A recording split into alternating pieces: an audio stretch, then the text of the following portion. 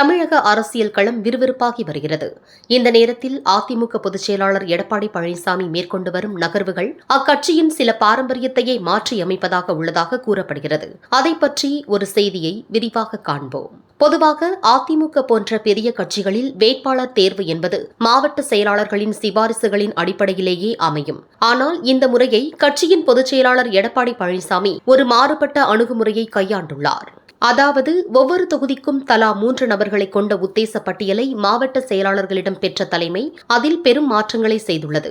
அதாவது அந்தந்த மாவட்டங்களில் செல்வாக்கு செலுத்தும் சீனியர்களின் பரிந்துரைகளை நிராகரித்துவிட்டு கட்சித் தலைமை ஏற்கனவே இறுதி செய்து வைத்திருந்த பெயர்களை அந்த லிஸ்டில் இணைத்து அதையே அதிமுக வேட்பாளர்கள் அதிகாரப்பூர்வ பட்டியலாக மீண்டும் மாவட்ட நிர்வாகிகளிடம் சமர்ப்பிக்க உத்தரவிட்டுள்ளதாம். தலைமையின் இந்த நேரடி தலையீடும் தங்களின் பரிந்துரைகள் புறக்கணிக்கப்பட்டதும் மண்டல அளவிலான முக்கிய தலைவர்களிடையே ஒருவித அதிர்ச்சியை ஏற்படுத்தியுள்ளது. எடப்பாடி பழனிசாமி இந்த அதிரடி மாற்றங்களுக்கு பின்னால் கடந்த தேர்தலின் கசப்பான அனுபவங்கள் மிக முக்கிய காரணமாக கருதப்படுகிறது.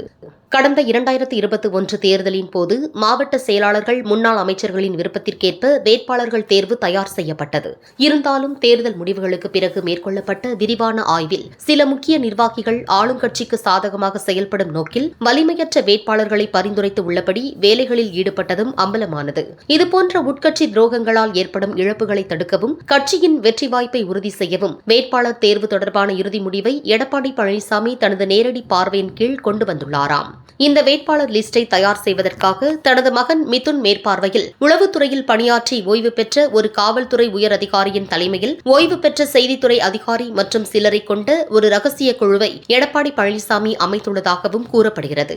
இந்த குழு கடந்த சில மாதங்களாக தமிழகம் முழுவதும் ரகசிய ஆய்வுகளை மேற்கொண்டு ஒவ்வொரு தொகுதியிலும் மக்களின் எதிர்பார்ப்பு என்ன, எந்த சமூக பின்னணி கொண்ட வேட்பாளர் வெற்றி பெறுவார், உத்தேசிக்கப்பட்ட வேட்பாளர்களின் தனிப்பட்ட நற்பெயர் என்ன என்பது குறித்த துல்லியமான சர்வே எடுத்து அந்த அதிகாரி தலைமையிலான குழு தலைமைக்கு சமர்ப்பித்துள்ளது. இந்த சர்வே அடிப்படையிலேயே 150 தொகுதிகளுக்கான வேட்பாளர்கள் பட்டியல் தற்போது இறுதி செய்யப்பட்டுள்ளதாக கூறுகின்றன. ஓய்வு பெற்ற உளவுத்துறை அதிகாரி தனது தனிப்பட்ட விருப்பு வெறுப்புகள் மற்றும் சிபாரிசுகளையும் கடந்து கள யதார்த்த மட்டுமே அடிப்படையாக கொண்டு புதிய வேட்பாளர்களை தேர்வு செய்து எடப்பாடி பழனிசாமியிடம் கொடுத்துள்ளாராம். இந்த அணுகுமுறை அதிமுகவிற்குள் ஒரு புதிய கலாச்சாரத்தை உருவாக்கியுள்ளது. இதன் மூலம் கட்சியின் சீனியர்களின் ஆதிக்கம் குறைக்கப்பட்டு நேரடியாக தலைமையின் உண்மை விசுவாசிகள் வெற்றி பெற வாய்ப்புள்ளதாகவும் புதுமுகங்கள் நிறுத்தப்படுவதும் அதிமுகவின் எதிர்கால அரசியலில் ஒரு முக்கிய திருப்புமுனையாக அமையும். இந்த செய்தியை அறிந்த மூத்த தலைவர்கள் அதிர்ச்சி அடைந்துள்ளனர்.